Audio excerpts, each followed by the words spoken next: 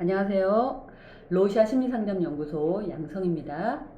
오늘은 18번째 시간이에요. 그래서 지난번에 이어서 이번에는 아동용 지능검사 리스크5 실시와 채점에 대해서 한번 보겠습니다.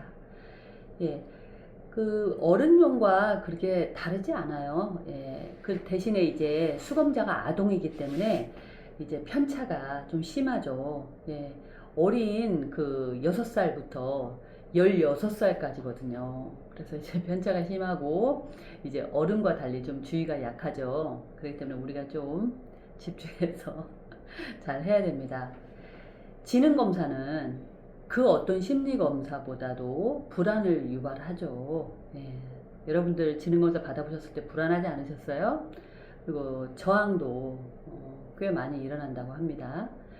그렇기 때문에 상대를 편안하게 해주는 게 무엇보다 중요해요. 그것도 우리의 능력입니다. 그러면 어떻게 해야 그들이 편안하게 실시를 해서 좋은 성적이 나오게 할 수 있을까요? 제일 중요한 건 우리가 편안해야 한다는 거라고 생각해요. 그러려면 우리가 연습에 연습을 해서 익숙해져야 되겠죠. 예. 이런 검사 도구들이 눈에 익어서 익숙해져야 돼요. 물론 자격을 취득하기 전에는 도구를 구입하는 게 안 됩니다. 대신에 실시 요강은 살 수가 있어요. 아동용은 인사이트에서 저작권을 가지고 있기 때문에 그곳에서 사실 수 있는데 거기에 이제 레벨이 있어요. 그 레벨에 맞게 구매를 하실 수가 있습니다. 그래서 실시 용어는 사실 수가 있으니까 이렇게 사셔서 구매를 하시면 되겠습니다. 자, 이제 실시를 하기 전에 라포를 형성해야 된다고 하죠. 그리고 그게 계속 이어질 수 있게 우리가 편안하게 해드려야 돼요. 우리 꼬마 수검자들을. 자, 어떤 말로 시작해야 될까요? 여러 기분들, 어머, 오늘 옷을 예쁘게 입고 왔구나. 뭐 이런 인사, 취미가 뭐니? 아, 그 게임을 좋아하니? 하고 이제 이렇게 친절한 인사를 주고받는 거 좋겠죠. 그 다음에는 검사 실시에 대해서 간략하게 얘기를 해줘야 돼요. 이렇게 말하라고 써 있어요. 오늘 우리는 그림을 보고 질문하면 답하기도 하고 여러 가지 문제를 해볼 거예요. 토막으로 맞추기도 하고 여러 가지 쉬운 거, 어려운 거 하게 될 텐데 최선을 다해봐요 하고 이렇게 인사를 한다고 하거든요. 예. 이 말도 익숙해져야 돼요. 저도 지금 방금 이게 좀 쑥스러웠었는데 저는 이 말을 꼭 덧붙인다고 했죠. 나는 임상심리사인데 내가 하는 일은 어떻게 하면 좋은 결과가 나올 수 있을까 해서 도와주는 사람이야. 그러니까 우리 최선을 다해보자 하고 이렇게 얘기하면은 자기와 함께하는 사람이 있다는 것 자체만으로 눈빛이 반짝해요. 그래서 좀 더 이제 표정이 편안해 보이더라고요. 네, 그렇게 해서 시작을 합니다. 시작을 하는데 우리 어제 기록 용지에 적는 것부터 시작을 했었죠. 네.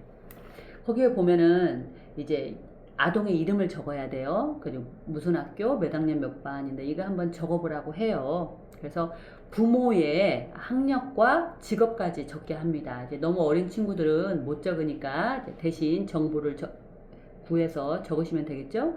그리고 이제 연령 계산하는 거 꼭 해야 됩니다. 그래서 오늘은 몇 월 며칠이고 이 학생이 출생 연월일이 언젠지 해서 계산해야 되죠. 그래서 연령이 몇 년, 몇 월, 며칠이다 하는 거 계산하셔야 돼요. 이거 첫 번째 단계로 꼭 이거 하셔야 됩니다.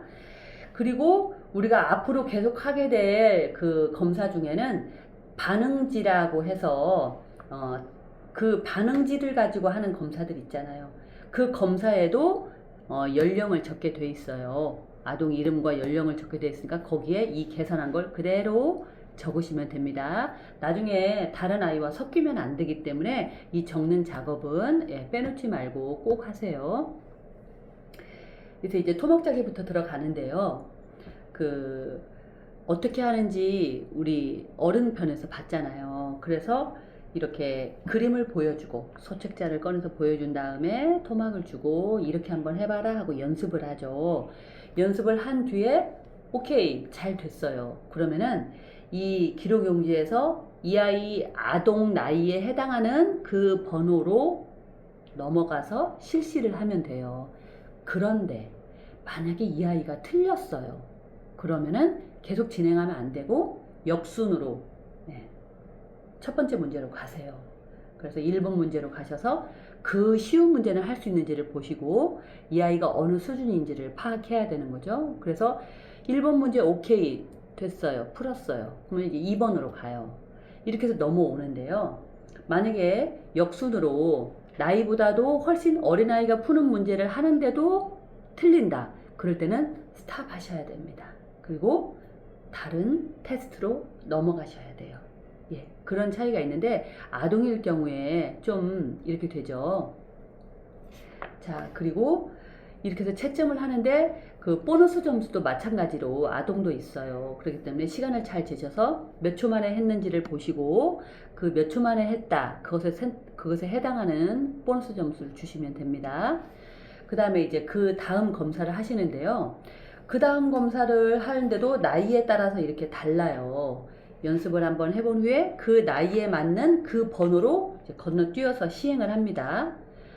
숫자 소검사를 빼고는 다른 검사들은 3개를 연거푸 틀렸다. 그러면 스탑입니다. 물론 역순으로 가죠. 역순으로 가서 이렇게 틀리기도 하는데 계속 진행이 된 후에는 연속으로 3개 틀렸을 때 스탑입니다. 시작하자마자 틀렸을 경우에는 역순으로 갑니다. 네, 역순으로 가서 거기서도 틀렸다. 그러면 거기서 스탑입니다. 네, 그렇게 해서 합을 적으셔서 채점하시면 되고 그 다음 문제도 마찬가지고요. 이제 우리가 연습을 많이 해야 되는 소검사가 있죠. 네, 숫자입니다. 이거는 이제 3가지 영역으로 나뉜 거 아시죠? 1초에 하나씩 불러주어서 따라하게 해야 되는데 미리 이제 말을 해주는 거예요. 한 번밖에 말해줄 수 없다. 그렇기 때문에 집중해서 잘 듣고 해라. 이렇게 얘기를 해줘야 돼요. 그래서 우리가 평소에 연습을 많이 해두셔서 이렇게 1초에 하나씩 불러줍니다. 한 문제가 2개의 시행이 있어요. 그래서 2개 시행 다 틀려서 0.0점이다. 그러면 스탑입니다. 여기서는 그게 스탑이에요. 숫자만은. 그런데 하나라도 맞았다? 둘 중에 하나라도 맞았다? 그러면은 넘어가고 다음 문제로 넘어가야 돼요. 또 하나만 맞았다? 그래도 넘어가요. 그러면 정말 이 실시 시간이 길어지겠죠. 네, 되는데 결정적으로 이제 0.0점을 맞았을 경우에 스탑을 하시는데 개수를 세는 게 필요하다고 했어요. 하나라도 맞았던 그 앞에 문항 있죠. 거기에 숫자 몇 개였을 때 맞았는지, 그래서 숫자 몇 개를 맞았는지를 체킹하셔야 됩니다. 쓰세요. 자, 그 다음에 이제 5번째 기호쓰기인데 이거는 반응지가 필요합니다. 예, 어른도 했었는데 기억나세요? 그래서 반응지를 1번 반응지를 딱 꺼내셔가지고 이름과 연령과 검사자 이름까지 쓰시고 날짜까지 쓰시고요. 그래서 딱 넘겨서 하는데 A형이 있고 B형이 있어요. 왜냐? 나이에 따라서예요. 6, 7세 아동이 하는 게 A형이고요. 8세부터 하는 게 B형이에요. 그래서 이 아이가 8살이다 그러면은 A형을 하면 안 돼요. 이렇게 넘기셔서 B형을 하게 하는데 우리 어른도 시범을 해봤고 그 다음에 연습까지 시켜본 다음에 시작했죠. 그리고 이제 시간을 재서 했었습니다. 네, 똑같아요. 우리가 시범을 보여주고 자 연습해봐 해서 풀게 한 다음에 하는데 또 하나 전달해야 될 게 있죠. 건너뛰면 안 된다. 순서대로 그대로 써야 채점이 되지 건너뛴 건 채점을 하지 않는다 하고 얘기해줘야 돼요. ADHD 같은 경우에는 단번에 티가 난다고 했어요. 그렇게 해서 기호쓰기 하시고요. 그래서 몇 개 맞았는지 이제 나중에 개수 세서 채점하시면 됩니다. 그 개수 안 세셔도 돼요. 저기 그 채점하는 표가 있기 때문에 그걸로 하셔서 개수 세시면 돼요. 그 다음에 이제 언어 이해 중에서 어휘를 하는데 이거를 하시고 또 이건 저기 몇 개 맞았나 채점을 하시는데 이건 바로 채점하시기가 어려워요. 왜냐면은 실시 요강을 보면서 우리가 이제 계속 문제를 읽어준단 말이에요. 그런데 거기 있는 채점이 뭐라고 말을 해야 2점이고 뭐라고 밖에 말을 못했으면 1점이고 그 2가지를 다 빠뜨렸다 그러면 0점이란 말이에요. 그렇기 때문에 우리는 열심히 적는 일을 해야 됩니다. 말을 할 때 열심히 적으세요. 뭐라고 말을 했는지.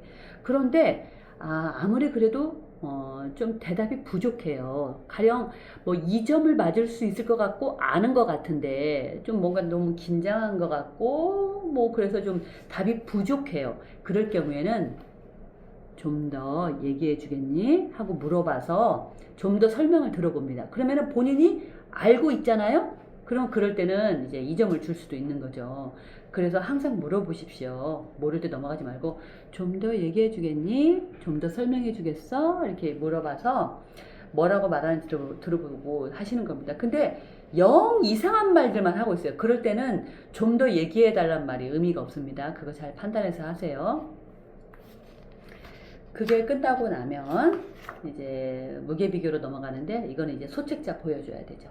그래서 이제 연습을 해봅니다. 그래서 자, 이 그림에 보이는 걸 보고 여기에 뭐가 오면 되겠니? 하고 이렇게 해서 답을 말하게 하는 건데요.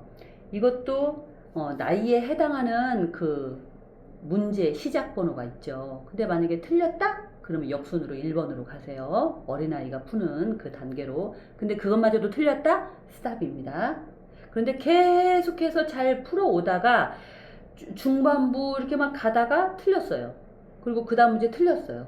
그 다음 문제 또 틀렸어요. 그럴 경우에는 세 문제 연속 0점이면은 스탑 하고 다른 문제요. 자, 그 다음에도 이제 퍼즐이기 때문에 이제 소책자 보여주면서 눈으로 보고 푸는 겁니다. 그래서 이 조각 3개로 이루어지는 그 도형을 한번 찾아봐. 이렇게 얘기를 하는 겁니다. 그래서 풀도록 하시고요. 그 다음이 이제 그림 기억이라는 건데, 이거 많이 어려운 검사죠. 그래서 이제 연습해보고 이제 그 나이에 맞는 거를 이제 하는 거예요. 이것도 개수를 세서 점수를 주시면 되고요. 우리도 집중해서 잘 해야 됩니다. 그 다음에 이제 10가지만 하는 아동일 경우에는 이게 마지막이에요. 동형 찾기 하는데 아까 우리 그 반응지 있잖아요.